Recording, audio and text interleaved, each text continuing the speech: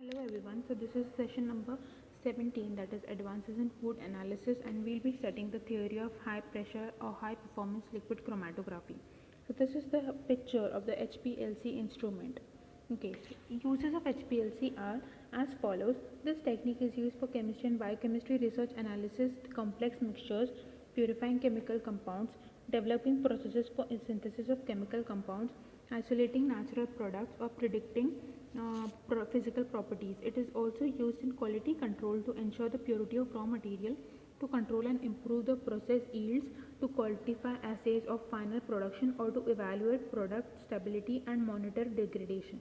In addition, it is also used for analyzing air and water pollutants, for monitoring materials that may jeopardize occupational safety or health, and for monitoring pesticide levels in the environment.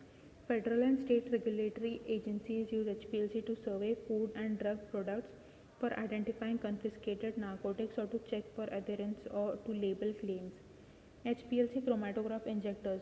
The function of the injectors is to place the sample into the high pressure flow in as narrow volume as possible so that the sample enters the column as a homogeneous low volume plug.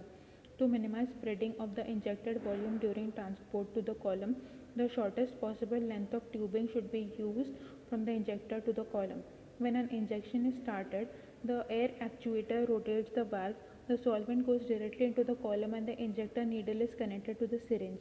The air pressure lifts the needle and the vial is moved into position beneath the needle. Then the needle is lowered into the vial. HPLC column. The column is one of the most important components of the HPLC chromatograph because the separation of the sample components is achieved when these columns pass through components pass through the column. The high performance liquid chromatography apparatus is made out of stainless steel tubes with a diameter of 3 to 5 mm and the length ranging from 10 to 30 cm. Normally, columns are fitted with silica gel because its particular shape, surface properties, and pore structure help to get a good separation.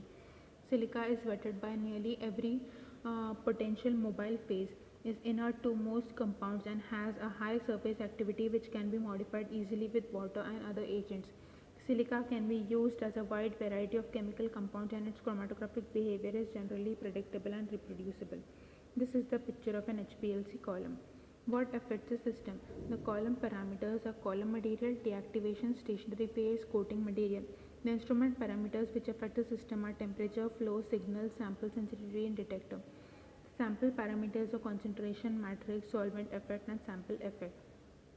Several column types are normal phase, reverse phase, size exclusion, and ion exchange. The normal phase.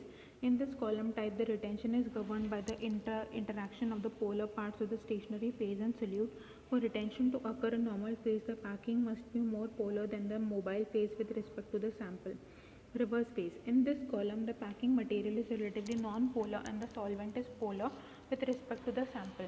Retention is the result of the interaction of the non-polar components of the solutes and the non-polar stationary phase. Typical stationary phases are non-polar hydrocarbons, waxy liquids, or bonded hydrocarbons, and the solvents are polar, aqueous organic mixtures such as methanol water or acetonitrile water. Size exclusion. In size exclusion, the HPLC column is consisted of several substances which have controlled pore sizes and is able to be filtered in an ordinary phase according to its molecular size. Small molecules penetrate into the pores within the packing, while large molecules only partially penetrate the pores. The large molecules elute before the smaller molecules. Ion exchange.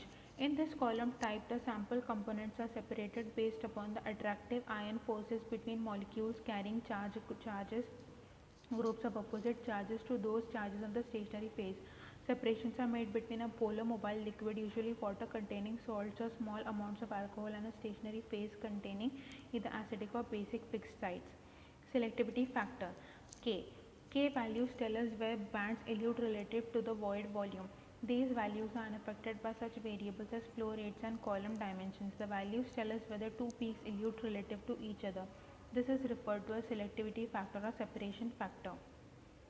The types of liquid chromatography are liquid chromatography, liquid solid adsorption, size exclusion, supercritical fluid extraction. Types of detectors are IR absorbance, fluorescence, refractive index, evaporative light scattering detector, electrochemical, mass spectroscopic, photodiode array, and absorbance UV with filter. And the evaluation parameters are efficiency, resolution, inertness, retention index, column bleed, capacity factor. That's all for this session.